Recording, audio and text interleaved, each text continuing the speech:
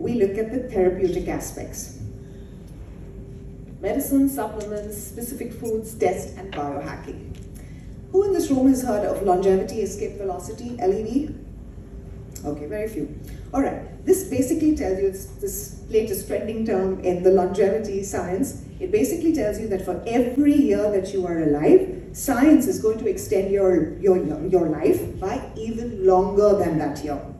And how is it going to do that? It's going to do that by the use of newer therapeutics, nanotechnology, regenerative medicine. Now, within the longevity drugs, I have put rapamycin first because I think this is the one that's probably going to hold the test of time. It's a geroprotective molecule. Initially, we used to use it for organ transplants. For a longevity purpose, we use it at a much lower dose. So that the dose recommended is 6 milligrams a week for about 3 months on and 1 month off. I have seen good results in my patients with even a lower dose of 4 milligrams because sometimes you can get immunocompromised, you can get mouth sores, ulcers, get recurrent viruses, even at 6 milligrams. But this is the official recommended dose. How does it work? It mimics fasting. So the mTOR I was telling you that shouldn't be always elevated, that's what it does. Rapamycin inhibits mTOR and has that starvation effect which can help with longevity. Next drug, GLP-1, which the whole world and his neighbor is talking about. Ozempic, Mounjaro, Wegovy, what have you. These are peptides which are great for anti-aging. They help with immune function and they can therefore increase your lifespan. They are really useful for people who are morbidly obese and who are diabetic. For people who want to use it to lose their 5 kilos of weight, or for brides who want to use it, or Bollywood who wants to use it because they have to be in front of the camera, I think this drug is so badly misused right now. For this group of patients, it's a blessing. But if you're not in that group, please do not use GLP-1. It can increase your chances of pancreatitis by 900% and small bowel obstruction by 400%. Not to mention it can also cause muscle loss. And we have just spoken about how muscle loss can affect, longevity.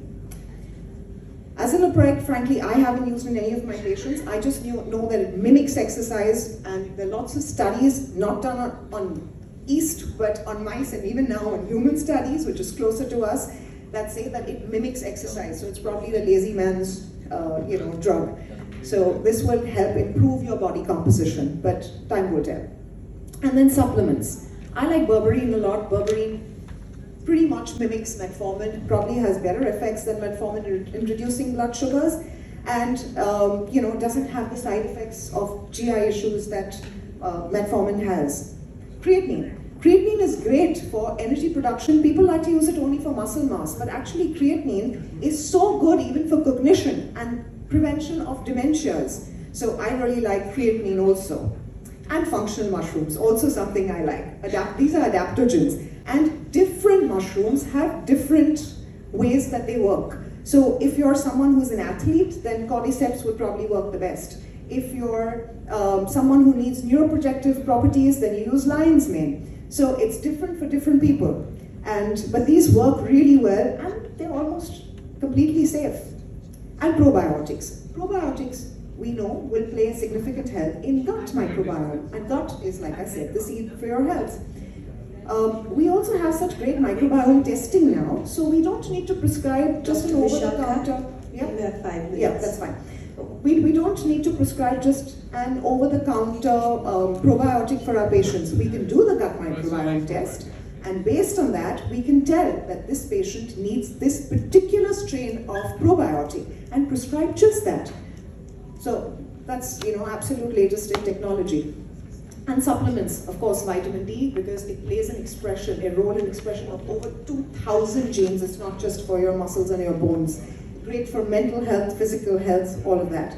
B12. If you're a vegetarian, I strongly urge you to take B12 for life.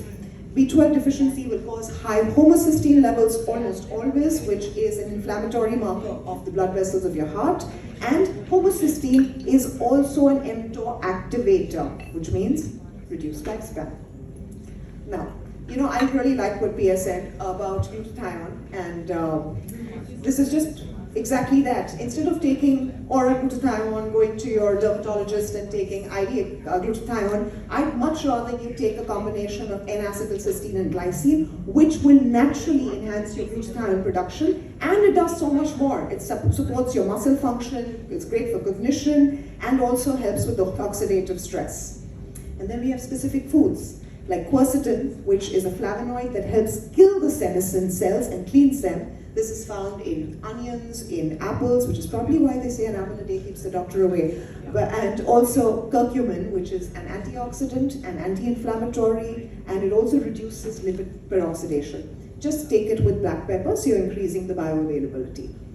Tomato powder, broccoli, and dim is what I give most of my patients who are menopausal or who are suffering from or have a family history of estrogen cancers, especially breast cancer and cervical cancer. I find these supplements have a role to play. I'm going to skip this slide for now. And test. It's very important to test. I tell all my patients before you start consultation with me, you must test. Why? Because your body is so good at hiding disease. How many times have you met somebody who said, oh, we just did our blood parameters and we found out that, stage 2 cancer, stage 3 cancer, no symptoms. That's what your body does. It hides disease. People with Parkinson's have lost 70% functioning of the substantia nigra part of your brain before you even begin to manifest a symptom. So test. These are also the other tests that can actually be life-saving, your CT angio, DEXA scan, gut microbiome, genetic testing, and biohacking tools.